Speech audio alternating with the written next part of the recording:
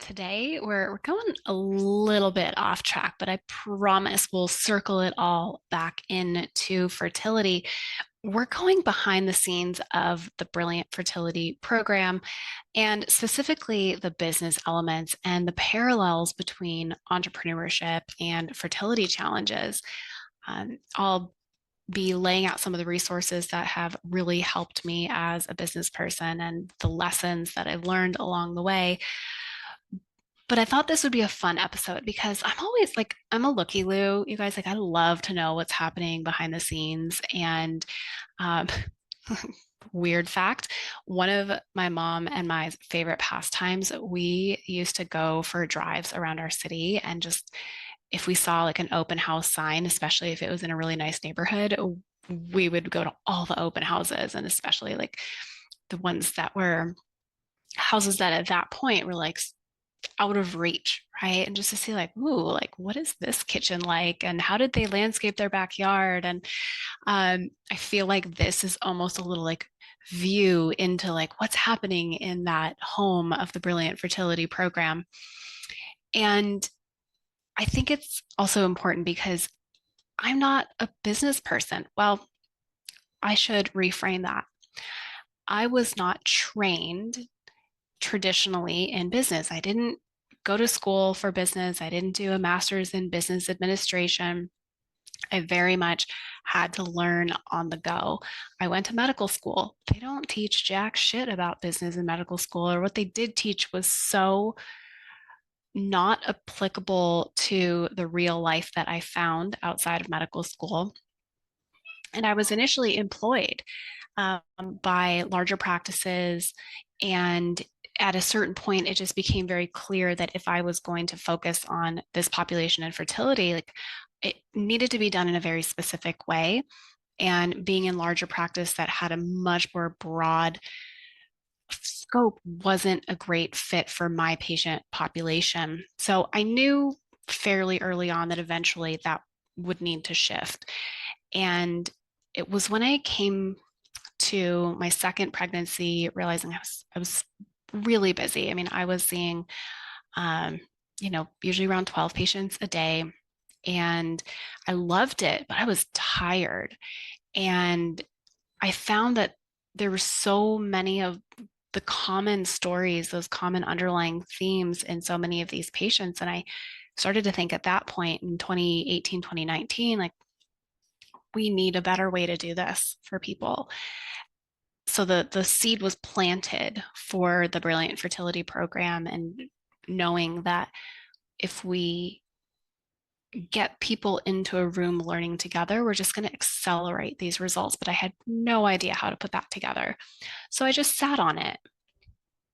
I sat on that for a couple of years, probably from, 2017 to 2019. And then 2019, I was on maternity leave and I was like, all right, I've got to figure this out. Like 2020 is the year I'm going to go all in on figuring out how to deliver this as an online program. And I signed up for uh, a program that helps people put together online programs. And I will say it was great in the sense that it got the BFP out into the world. In its beta form, it was beyond the birds and the bees. And I went into that scared shitless, really still had no idea what I was doing. I needed a lot of hand holding and I was still very busy. I had a toddler, I had an infant. I was just coming back from maternity leave again to a packed schedule. I was booked out a couple months in advance. And so I was working like in the nap times, in the evenings after my kids were asleep. And, infants don't always sleep. So I was sometimes working like through the night. Like when I look back on it, I'm like, oh my goodness. And you wonder why you went through an autoimmune flare and my periods were so wacky, and there was a lot that I can look back on and say, whew, I wish I had done things differently. And then after that first year of like getting it out into the world, seeing results, my two best friends were actually my first two clients in Beyond the Birds and the Bees, we had a cohort of, I think, 5 people. And within 4 months, both of my best friends had their BFP. And so I was, okay, I'm on to something and we've got to keep going. But I couldn't keep going at the pace I was going. I, again, was like not sleeping very well. I went into a Hashimoto's flare. I'd been treated for hypothyroid for years, but I'd never actually had detectable antibodies until that point. And I felt terrible. I mean, I had body aches and my hair was falling out, and I was so tired and irritable. So I knew something had to change. And I actually pulled back from the online world for a hot second because I figured, like, I know the world of one-to-one. I know the world of just practicing medicine locally. It felt safe. And even though one-to-one takes time, there's only so many hours in the day, but the one-to-many model can serve so many more people, I still was just not really confident in how to execute that in a way that felt really good.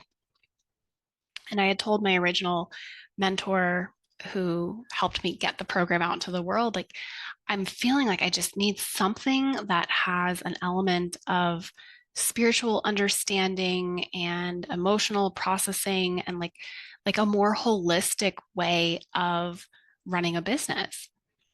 Because running a business is very similar to what you guys are finding with your health and fertility. Like, you have to look at this holistically. And if we're only focusing on strategy and numbers and what are we doing physically, it misses the huge element of the energy that we're putting out into the world, how we connect to our intuition, our nervous system regulation. All of that has so much overlap. And it's interesting because I have a lot of clients who are also entrepreneurs. So it has helped me to understand this world as an entrepreneur, as a novice business person, and see how that may also be impacting their hormones and their cycles and their ability to receive.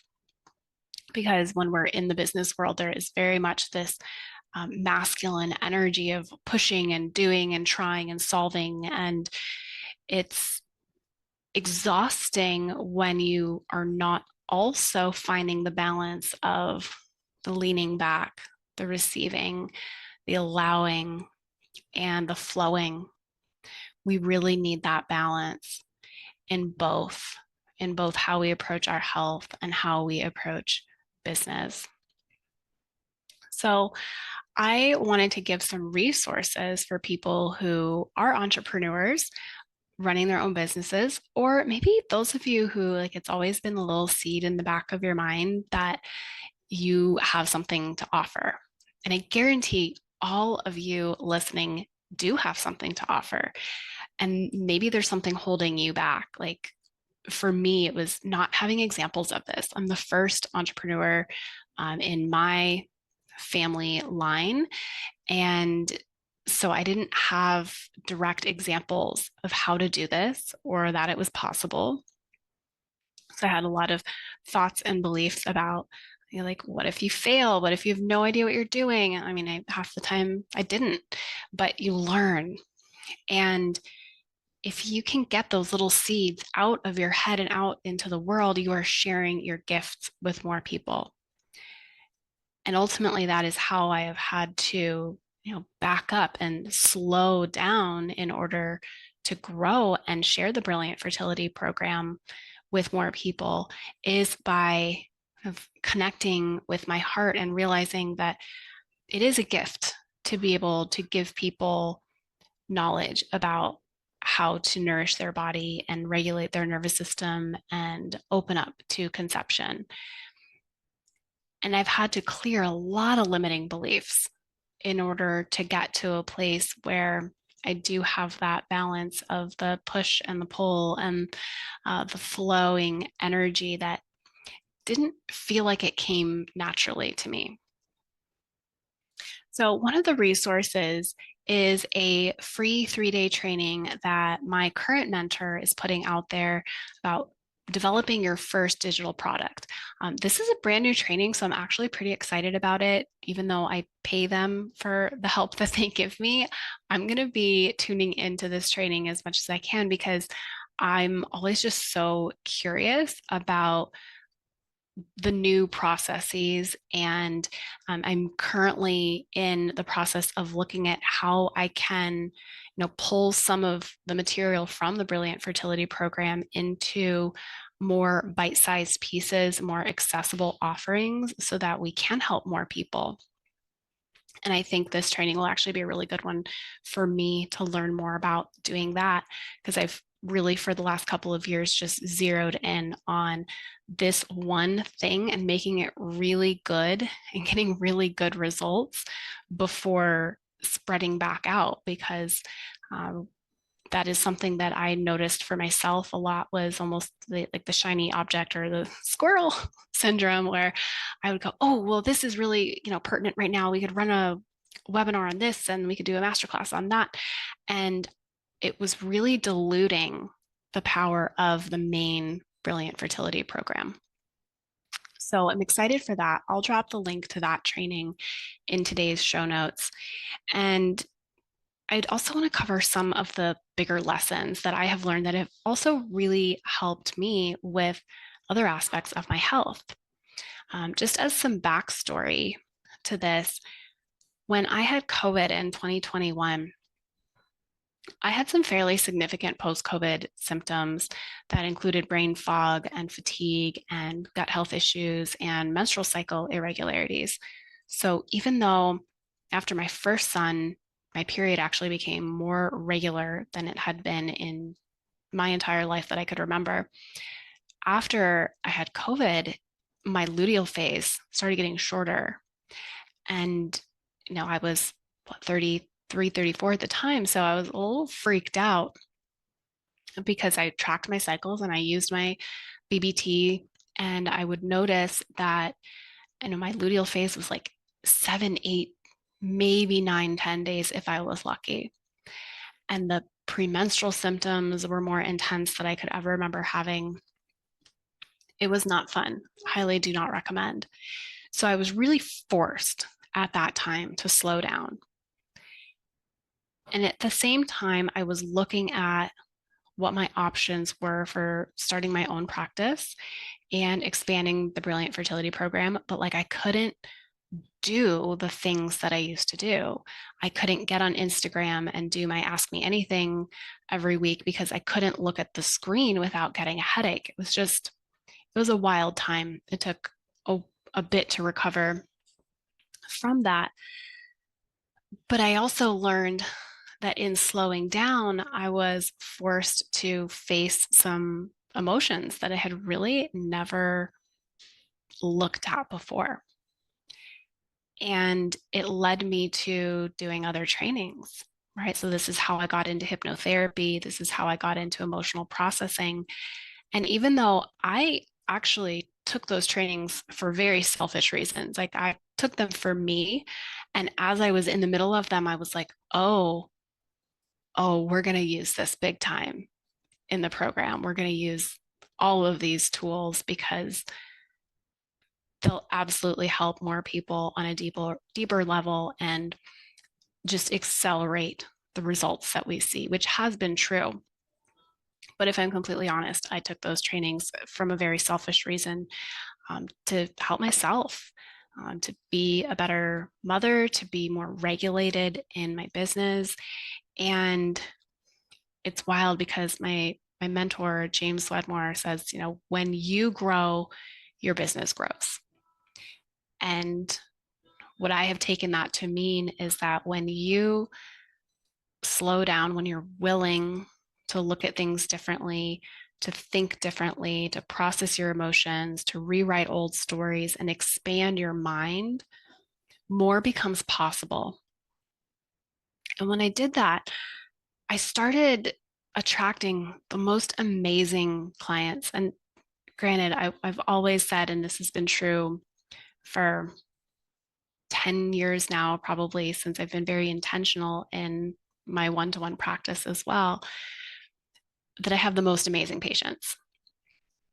But something absolutely started to shift when I began doing inner work with myself, is that I started attracting these, like, what I can only describe as soulmate clients, good people who are doing good things in the world, who want a better world, and who understand the value of releasing all their old stuff, processing trauma, creating a new story so that their children, whenever and however they get here, won't have to deal with all that bullshit.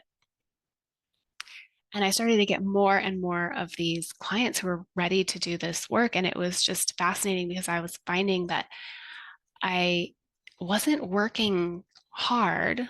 I was working in an aligned way, and things flowed differently.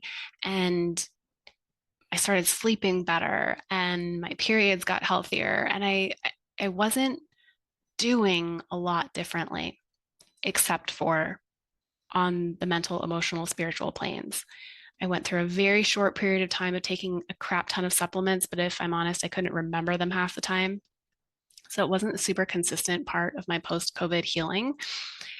I truly think that it was this intentional, or, well, forced slowing down and doing things differently, and finding mentors that really understood looking at a business in a holistic way, the same way that I look at fertility in a holistic way.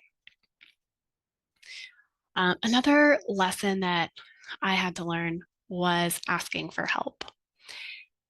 Now, for any of you hyper independent individuals out there who are very used to doing all the things, doing them well, not letting go of the things because there's no way anyone could do them as well as you, this part is for you. And give yourself a nice big hug if you can. Wrap yourself in some compassion, because that operating system has likely helped you achieve quite a bit. And it's not going to be what helps you get to the next level in your life, whether that life chapter means welcoming a new baby, or means growing your business, or any other goal that you may have in mind. This idea that asking for help means you're a failure or you're weak isn't going to serve you. And in fact, some of the most successful people I know, people who have defied the odds and conceived despite being told that they had a 2% chance and they should just get a surrogate or donor eggs. And the most successful business people I know, they learned how to ask for help and really receive that. That's been a learning for me. I was the kid in group projects who would just kind of take over if anyone was slacking in any way. I was pretty bossy. Maybe that's a surprise. Pretty judgmental of anyone who didn't seem to be pulling their weight. And I would be damned if we turned a project in and I got anything less than an A because of someone else. It was really, looking back, it's not the healthiest place to be. It's not a very collaborative place to be. So I had to grow out of that. I had to learn how to ask for help. I had to learn that collaboration is in the best interest of your business. It's in the best interest of patients. And that, thankfully, I learned much earlier on when it came to patient care. But when it came to my own health and the thriving of my business, I really had to learn that lesson. And I think that for those of us in healthcare who have had our own health struggles, there's this extra layer of like, oh my gosh, if I can't even figure out my own health stuff, then like, who even am I? Like, why should people trust me as their provider? And I think it's just time to like wipe that old story away, because if anything, like we should not be self-treating. No one should be self-treating. We can't see our own blind spots. We shouldn't be interpreting our own labs. It's exhausting.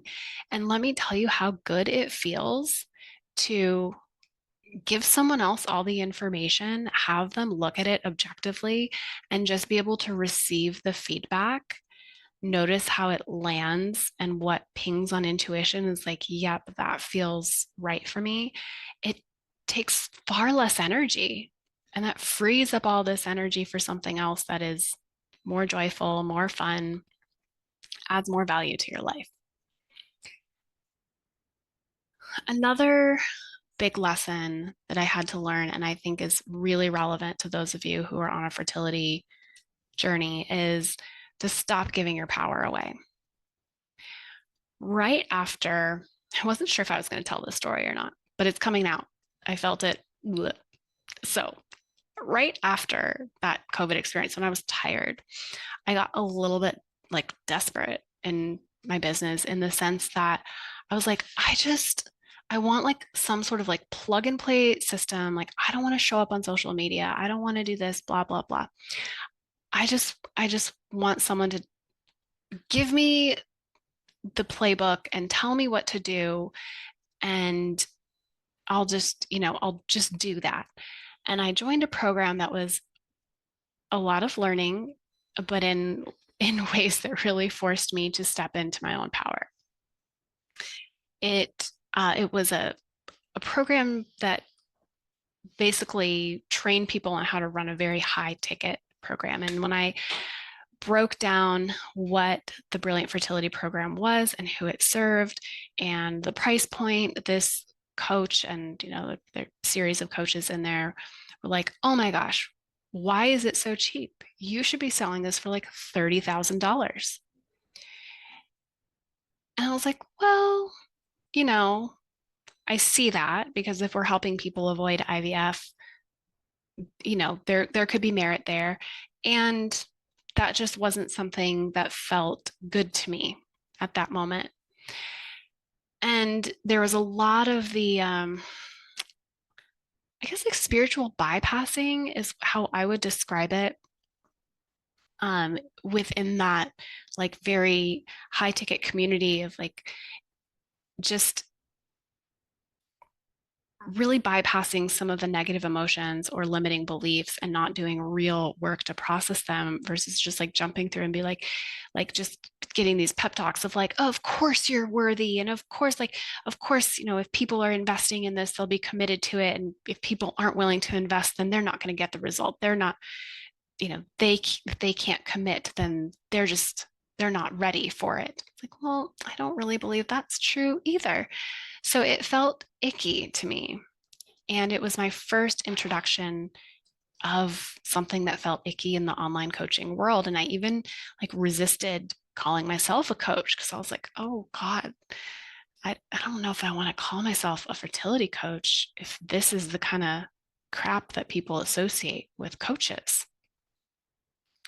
And so I just kind of like, without saying anything, backed out of that community and hid and was like, oh, gross. And that's another thing that propelled me on my own journey of really being forced to face some of my emotions and fears and beliefs and learning how to step into my power and stop giving my power away. So in hiring that group and just wanting this plug and play, I was giving my power away to someone else. I was allowing someone else to come in and look at my business and say, like, here's what you should do, without any regard for my own intuition or what was best for my patients and clients. And my lesson in that was there was a lot of discomfort at first in stepping into my power.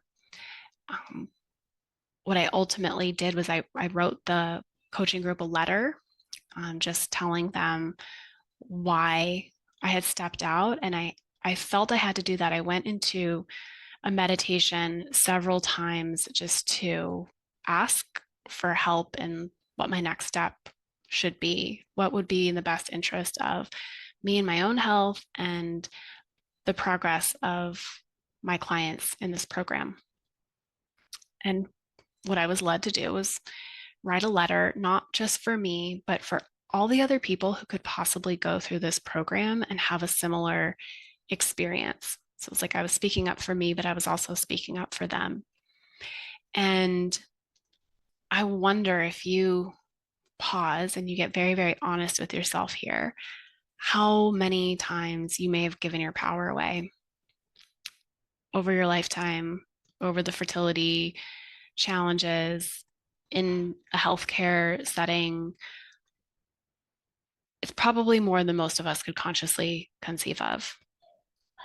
But if you can think of even one moment and just ask yourself, what would that feel like to call my power back to me in this moment? What would I have needed in that moment to feel resourced, to speak up for myself, to stand my ground? I'm not talking about power in the patriarchal, toxically masculine sense. I'm talking about what it feels like to stand your ground, speak up for yourself, advocate for yourself, know what is best for you, and not feel like you have to have a 4-day nervous system hangover as a result of stepping into it. So that was another big lesson, was stepping into my power. I'm still learning this lesson in many ways with our building that is about 2 months out from being completed. But it's something that I think all humans can benefit from reflecting on and looking towards the past for that wisdom of what did I need in that moment? How can I carry that forward into the future? Okay, without rambling too much further, I do want to make sure that you guys have some of the resources in the show notes. So I've talked about James Wedmore's first digital product free training. I'm going to drop that. I'm also going to drop the meditation that I just referenced to helping me step into my power. It's actually a future self meditation that takes you 20 years out into the future, and you can ask your future self questions about something that might be going on now that you find challenging. I will share more crazy stories about how that meditation has served me in the future if you're interested in it. But I can't tell you how helpful that meditation has been. And otherwise, I'm an open book as far as it comes to my business. If you have questions about what it looks like to be an entrepreneur in the health space, about running an online program, about what it's looking like to start a brand new private practice from the ground up, I am all yours.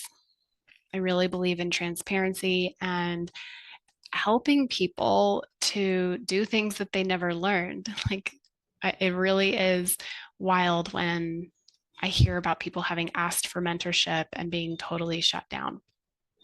So I'm here for you if you have questions. If you have questions about the Brilliant Fertility Program itself, we just closed doors for our spring enrollment. So we're looking at probably a mid to late summer enrollment for our next ones. But like I mentioned, I'm looking at some other options for how to pull pieces of the program out and support a wider audience in building the foundation of their fertility. So stay tuned, because there could be something more accessible coming out in the very near future. And I'm also celebrating because I just got a message from one of our BFT members from the fall cohort from fall of 2024 that they just got their BFP a couple weeks ago. They had their 6-week 2-day scan today, and everything looks amazing. Everything looks really healthy. And I just got that text right before I signed in to record today. So I'm just thrilled. And my role, of course, in this is just to get this in front of more people and help more people. So I hope that you enjoyed today's episode and it gave you something of value, whether it was just interesting to learn about the parallels between entrepreneurship and health fertility challenges, or if maybe entrepreneurship is on your mind and you have a gift that you want to share with the world. Please don't hold it back. We need more good people doing good things in the world. If you could take a second and give our podcast a rating, share a review, it helps this podcast get in front of more people like you. And I hope you know how much I appreciate you. Thank you for being here. Thank you for listening. As always, I am sending you so much love.